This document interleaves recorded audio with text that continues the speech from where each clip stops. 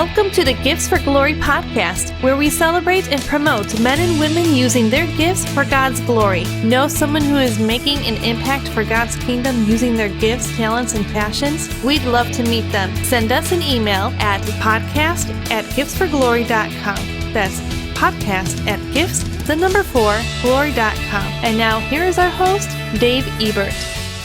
Hello, friends and neighbors, and welcome to the latest edition of the Gifts for Glory podcast. Whether you're watching live on our Facebook page or you're seeing us on Creative Motion Network or you're listening to the audio version, we thank you for joining us. This episode's got a really great guest and a really great conversation. I truly believe you're going to be blessed by it, and you're really going to enjoy getting to know Kimmy Zwartz and also learning about RFK, which is Royal Family Kids. It was a camp that that's been around for quite a while. We're going to get into the history and about what they do and what they're all about.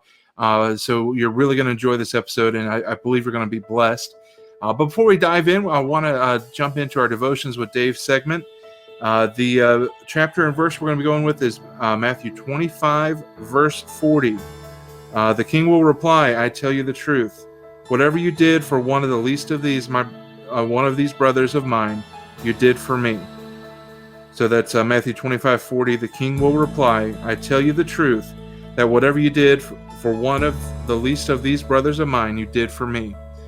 And for that verse, I just thought it was really important, especially given the topic that we're talking about tonight.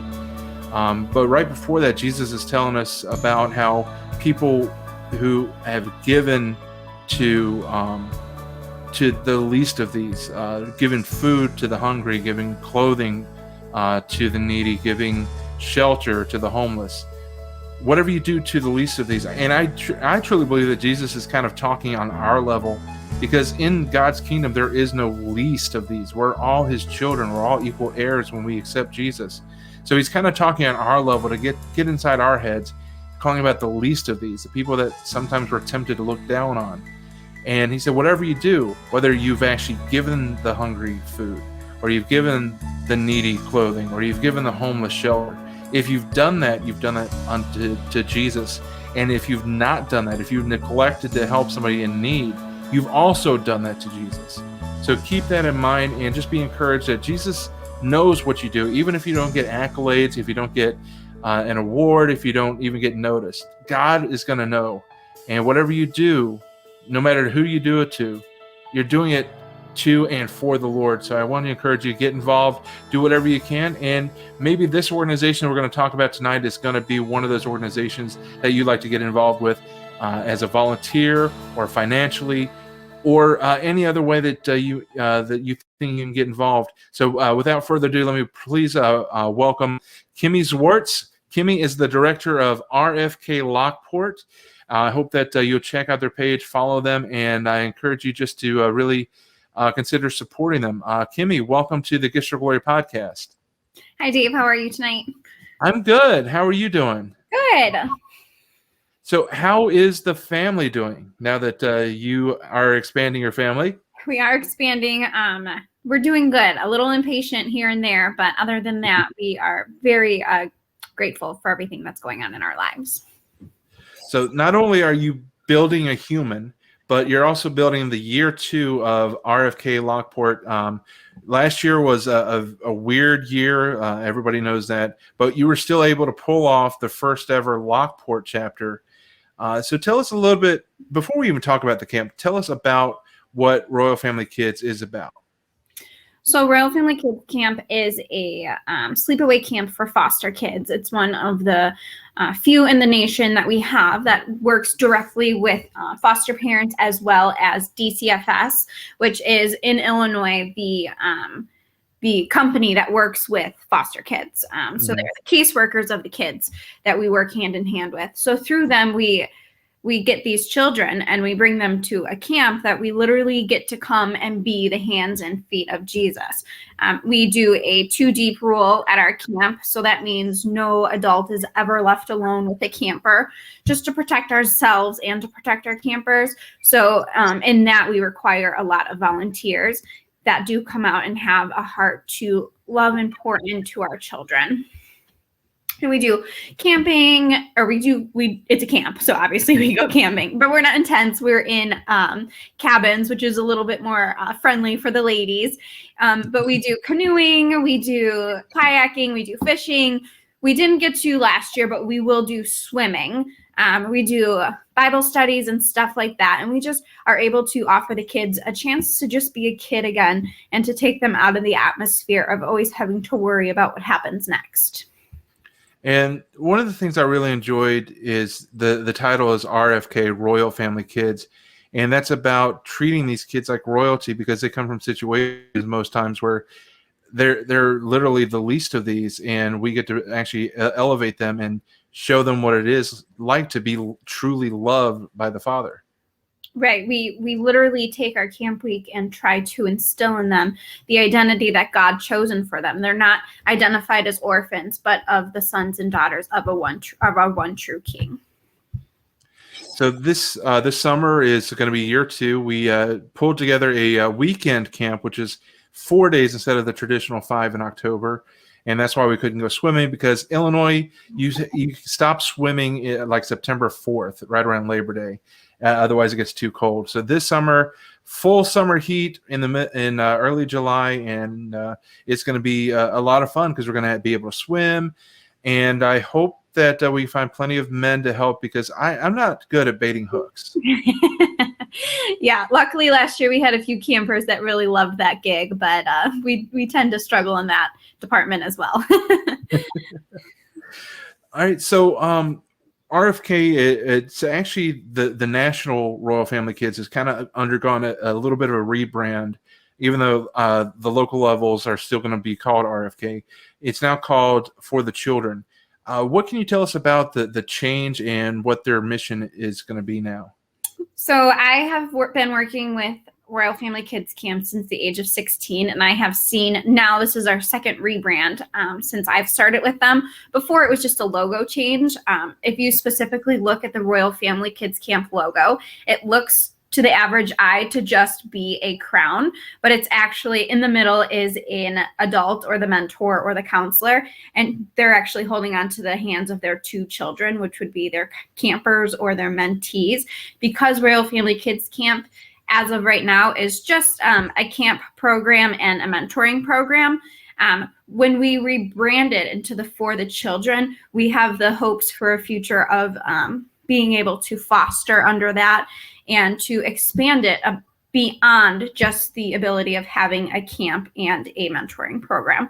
So I can't get into specifics about that, but we are so excited about the future and what that looks like. And it's just really being a bigger umbrella to the world and to our foster kids. The big story and what makes you so unique is that you are the first of your kind as far as being a director of Royal Family Kids. And without giving a whole lot away, just tell us about what makes you so unique as a director of RFK.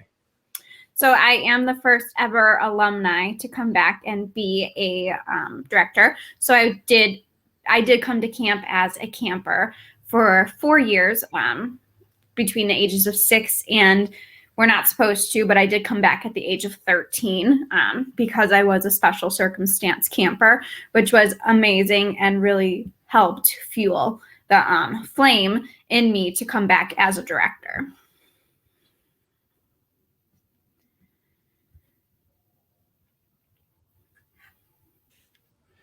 So we kind of touched on it there. You were in the foster system, and you went to RFK for those 4 summers. So as much as you're comfortable with, giving our audience, which is going to be all over the place, tell us, Kimmy, about your testimony. How did you first come to know Jesus, and how big of a role did Royal Family Kids play in that?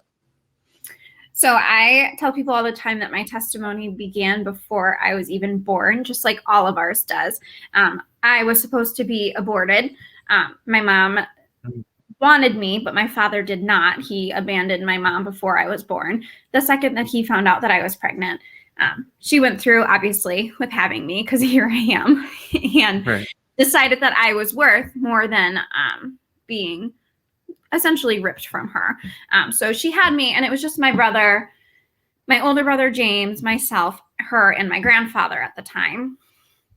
And so when I was born, my grandfather brought my older brother to the hospital with him to meet me for the first time. And at that point, my mom had absolutely no idea what to name me. And I love this story so much because my brother watched Power Rangers his entire life. So back in the day, in 1996, the pink Power Rangers name was actually Kimberly. And so my brother was very excited to name me Kimberly after the pink Power Ranger. So I grew up with this identity of being a pink Power Ranger warrior. I could fight crime and nothing bad would ever happen to me, to literally seeing hell. I had 2 younger brothers born after that. I lost one of them. He ended up drowning in a mop bucket when I was about 8 years old. And then when I was 10 years old, my older brother that named me James got into a car accident and ended up passing away. Oh. So my foster journey began between the ages of 8 and 10. And I was moved from my family home to my neighbor's house for 2 days, to my aunt and uncle's house where I was abused. And then I ended up going to my other aunt and uncle's house where I grew up and lived there until the time that I got married. But I came to camp when I was 7 for the first time, and I fell in love with the atmosphere of everything that was happening there. Even though I lived in a more stable home at that time, my family didn't know Jesus. They still lived the normal life of, my aunt worked so many hours. My uncle worked so many hours. They eventually got a divorce. My adoption was pushed back because of their divorce. And I was just always questioning whether or not I actually was worthy of a love that I lived in this world, and if I was worthy of love.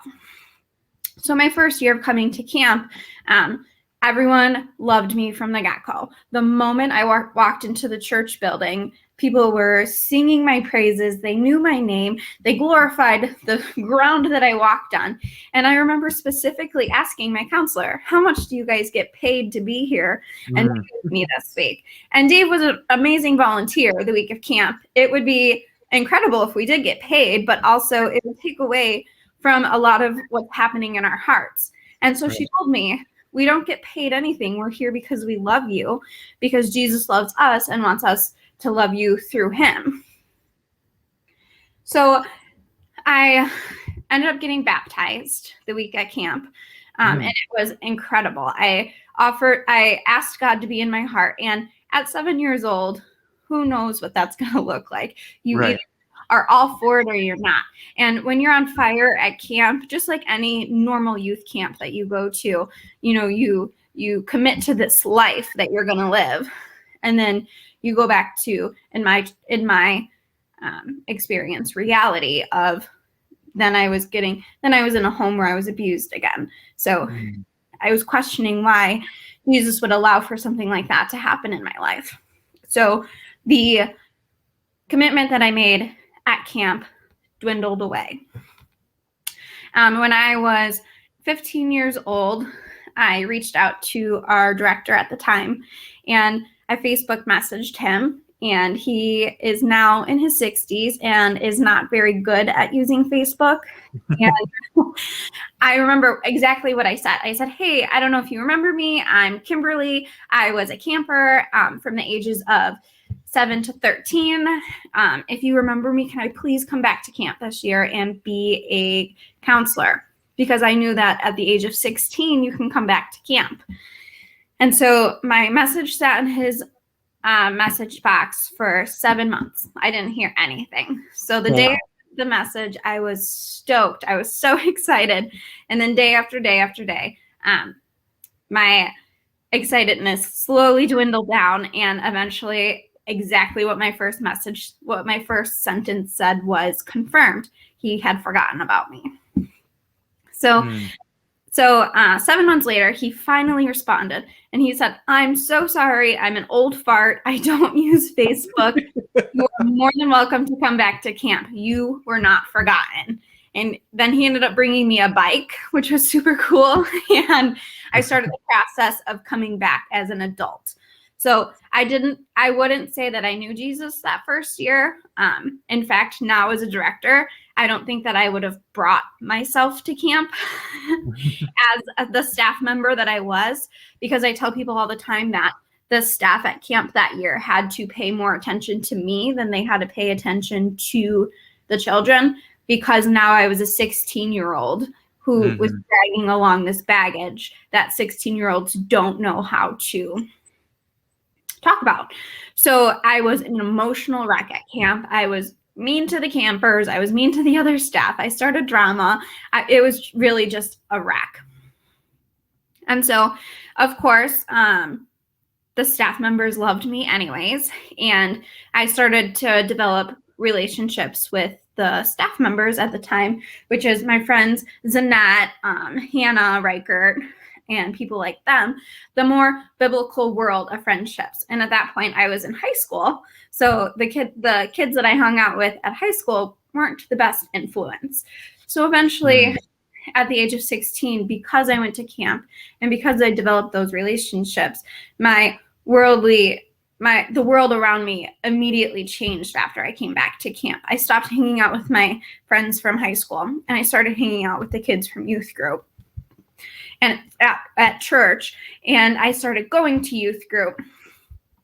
And then that year is when I started to be poured into by in a spiritual way. It wasn't until I turned 17 again and came back to camp that I was really devoted and on fire for God. And then that's when I had the vision of being a director.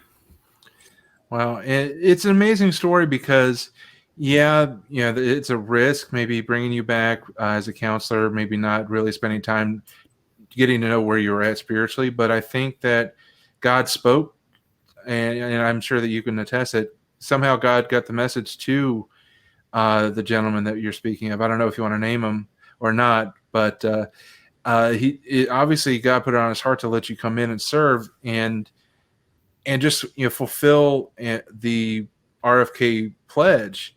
And even though you were a little bit too old, quote unquote, they were still ministering to you. And I think it's just amazing how God works that way. It is amazing because at that point, because I was so close in age and so immature, I really related to the campers in a way that nobody else could. I would joke with them. I would give it right back to them all the time. And I think that they were able to see that instead of somebody trying to come in and fix their lives, somebody was coming in and walking alongside the journey with them. So that was incredible. And that's still something to this day that I am able to do. And I love joking with our campers when they bust out that attitude or they bust out, I'm going to run away or something like that. I'm just totally like, do it. I'll run with you. I will joke with you. I don't care.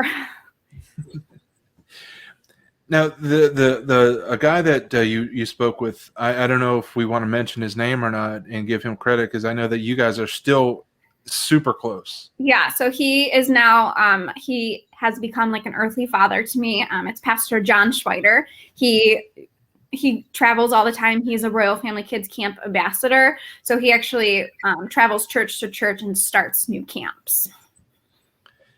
And the camp is amazing because I was able to volunteer this past fall. And like you said, we're not paid, which is, it's one of those things that you couldn't pay us enough to do it. Right. Because what you do, it's not about any reward. It's about talking to people, to these kids, and a fellowship between the counselors. Because we had some of our Pastor Brian, a couple of his kids served, and Matt and the others that were there. We all have kind of this bond now because we serve together at the camp. Yeah, so I tell people all the time, once you serve at Royal Family Kids Camp, you literally become a royal family. You get this inseparable bond, and it's amazing to be able to just minister together. In hearing your testimony, you talked about at 7 years old, you accepted Jesus, but then you never discipled. So it was kind of the seeds planted on thorny soil, but you kept going back. And then when you go back at 16, finally some of those thorns are pulled away and the seeds are starting to actually sprout. and it sometimes the seeds take a decade to grow, but seeing where you are now, it's an amazing turnaround from where you started, but knowing that the seed was planted all the way back then. Right. And I think it's such a beautiful representation to even compare it to a seed, because even if you overwater a seed or you don't properly take care of a seed, all you have to do is push it back in and eventually it'll sprout. So that's what I feel like my years of coming back to camp continuously were. They kept pushing me back into the dirt, waiting for me to be able to become a cornerstone in that dirt and finally just stay and start to grow where I was planted. And after you came back and then you started getting discipled and hanging around positive influences, how much of your baggage did you still carry? Was it complete freedom, or did you still have to wrestle with God for a few things based on the things you went through? You know, I tell people all the time that I don't think that I fully was free from my bags until I got married. And it probably was a year and a half into marriage. That first year of me being married to my husband, Eric, was a little rough.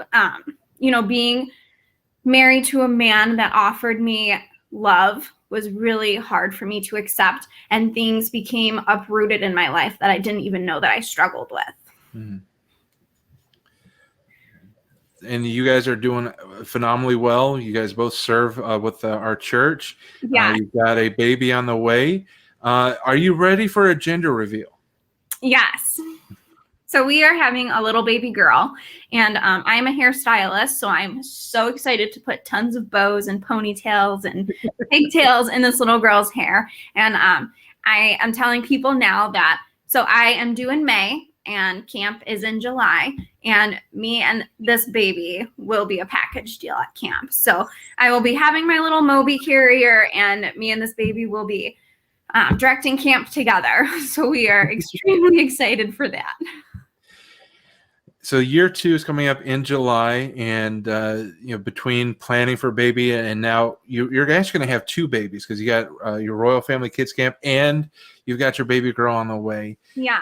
How is planning going for year 2? Planning is going well. Our director team, I will be completely honest with you, our biggest struggle is finances, and that's only because we want to give the kids everything under the moon and the stars, and unfortunately that costs a lot of money to do. So we are very free-spirited. We actually overspent last year and have to kind of come up with that money this year to make up for the fact that we did spend a little bit more than we should have. But other than that, we have applications for both staff and campers right now, and things in that planning aspect are going really well. And you mentioned funds. One of the things that is coming up is there's a fundraiser through Lou Malnati's in the New Lenox, Tinley Park, and Homer Glen. That's in Illinois, coming up on March 24th. Can you tell us about that fundraiser? Yeah, so you can either do dine-in, take-out. You can also buy for some frozen pizzas to stock up your fridge. And 20% of all the proceeds will go right into our pockets. The only thing that you guys have to do is order a pizza and mention either the flyer or Royal Family Kids Camp, and that 20% will come straight to us. And I don't know if you can make it out, but I posted a picture of the flyer on our screen right now. So if you're in the Chicago suburbs, head out to Homer Glen, New Lenox, and ask Lou Malnati's. Tell them to give 20% of your order to Royal Family Kids Camp Lockport, and that's coming up on March 24th. And if financially you're not able to necessarily contribute, there are still plenty of ways to be involved in RFK. What are some of our biggest needs for this year and beyond? So our biggest need is always we need people to come out and come to camp. We are a full family, so we ask everyone from the ages of 16 to however old you want to be to come to camp, because we have people like support staff who are there to run after kids and just have fun with them, to aunts and uncles who are there for our birthday parties, and that's more of a part-time gig. We have counselors who are with our kids 22 hours a day. We have grandma and grandpa.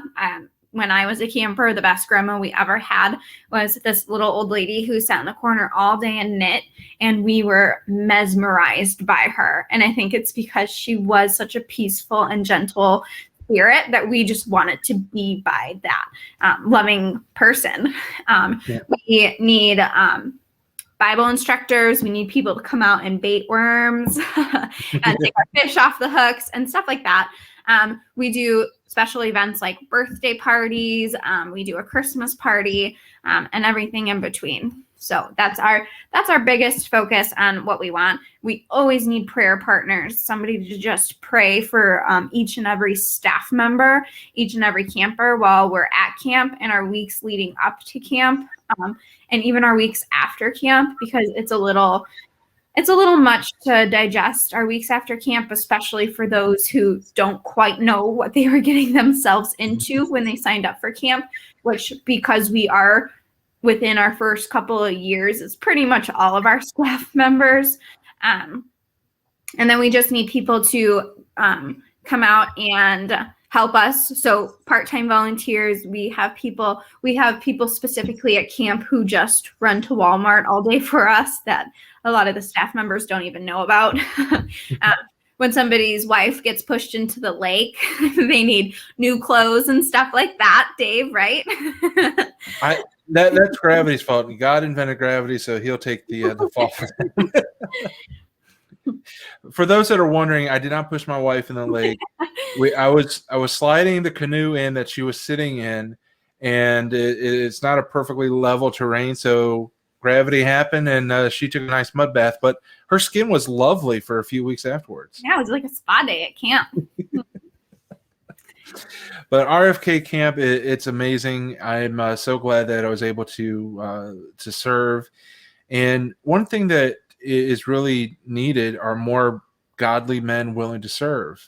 Yeah. And so anybody that's watching this, no matter where you're at, if you're watching it in Illinois, we'd love to have you at Lockport. But if you're watching anywhere or listening anywhere around the country, there are chapters that you can serve at that would love to have you. If you have a heart for God and a heart for kids, they need you, especially men, because there's so many negative male role models, if there are any men in these children's lives, that they need some men that they can say, hey, this is what a real man should look like.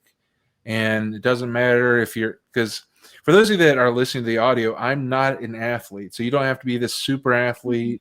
You don't have to be good at much of anything. You just go and be willing to serve. Yeah. And that goes from ages, because Nate served, he was what, 15? Yeah. So we ask our staff members to be 16. Nate is our pastor's son, and I have grown up with Nate. I've known him for a very long time. So we did make an exception for that 15-year-old. Not to mention all of our staff members at camp have no problem telling Nate when to man up when he needs to and stop acting like a 15-year-old, and he is very mature for his age. But we do ask for 16-year-olds if we can. So 16 on up, we need you. And if you're 116, if you can still walk a campground, we'd love to have you, because as Kimmy said, that having that grandfather or grandmother figure is always a joy for the kids.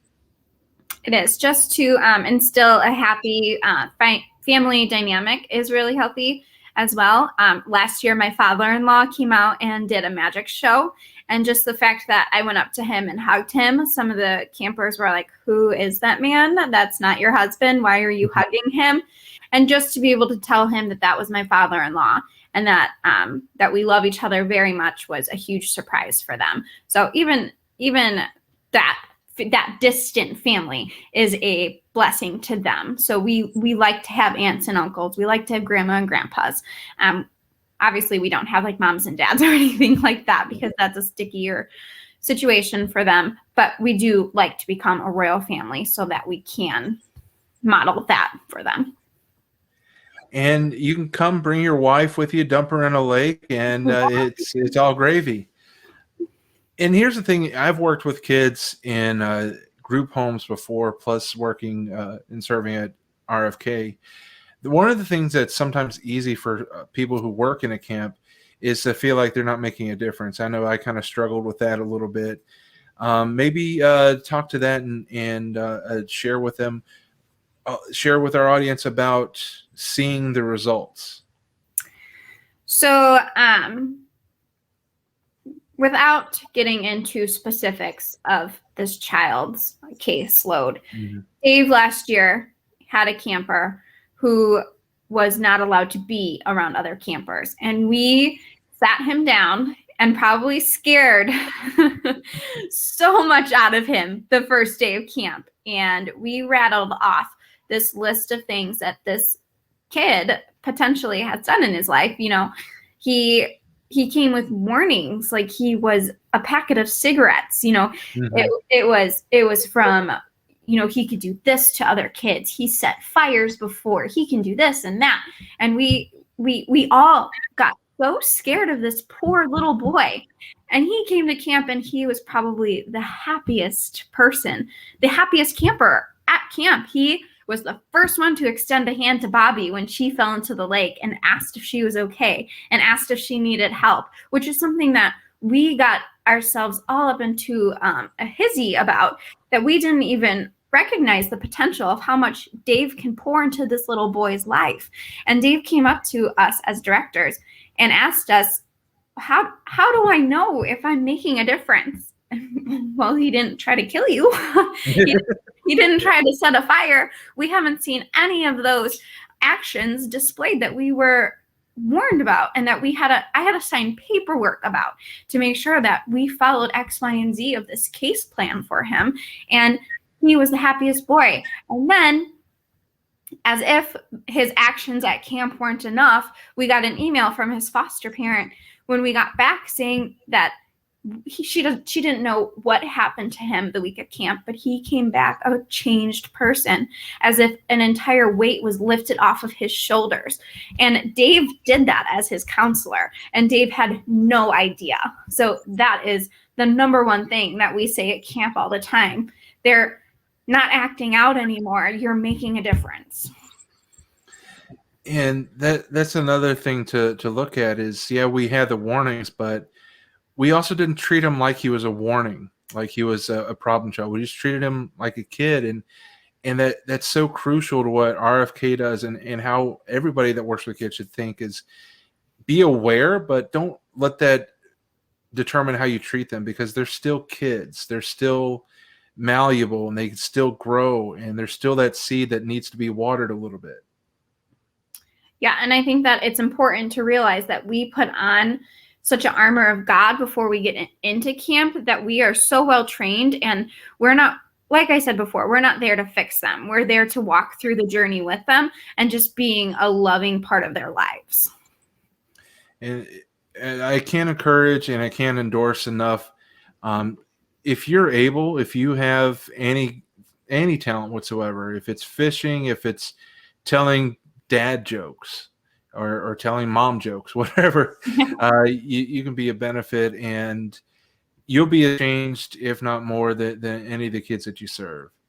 And I really hope that you consider serving RFK, whether it's Lockport or anywhere.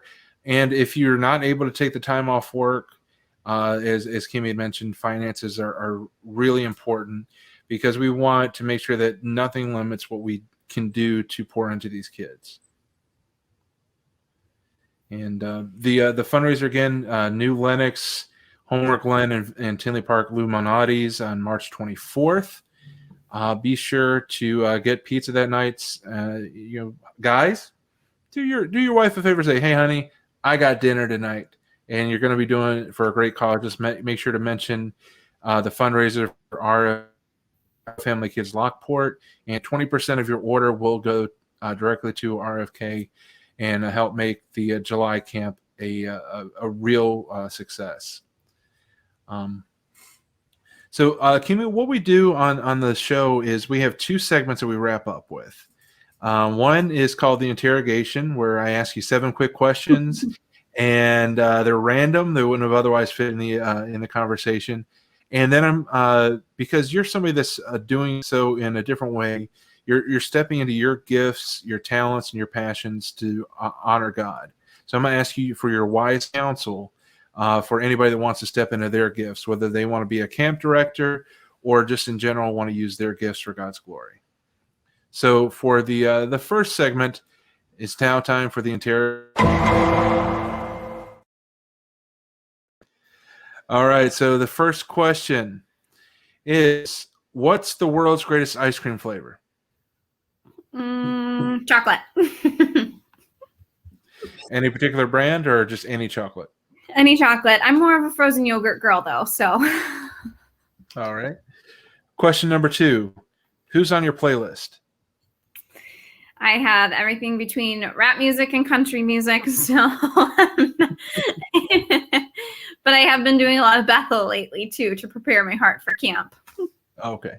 Now, was that the church answer just because people from church might be watching? No. Okay.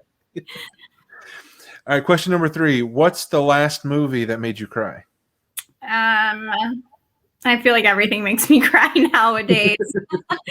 I did watch the now I'm not going to be able to remember the name of it. Instant Family. Okay. That's a mixed family movie. Yes. It's about 2 people who aren't able to have any children, so they decide to go the route of adoption, and they plan on adopting 1 child and end up with 3. So you should definitely check it out. Nice. All right, question number 3. What's something that you wish you were better at? Public speaking. Well, you're doing fine, and you did last year at church, so I think you're doing fine. Definitely takes a lot out of me, but. All right, question number 5. What habit does Eric have that you tease him about? He is such a loud person. I think that his entire family is pretty much on the louder side. And I did not come from that. I come from confinement and being alone all the time. And he is just a bull in a china shop all the time. All right, question number 6. What is your favorite story or passage in the Bible? I really like the story of Ruth, just her transformation and how she is able to find her God-chosen identity.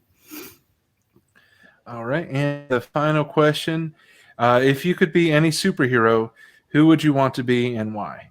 You know, I've never seen a single superhero movie, but I will say that probably Spider-Man, just because I think that it would probably eliminate my fear of spiders, which would be beneficial at camp. Yeah, especially the one cabin that had an infestation. Yeah. Me and Zanette shared a cabin last year, and we did not even turn the lights on once. We just got in and got out. I don't blame you. All right, the final question is, for anyone that's looking to step up and use their gifts for God's glory, what is your wise counsel?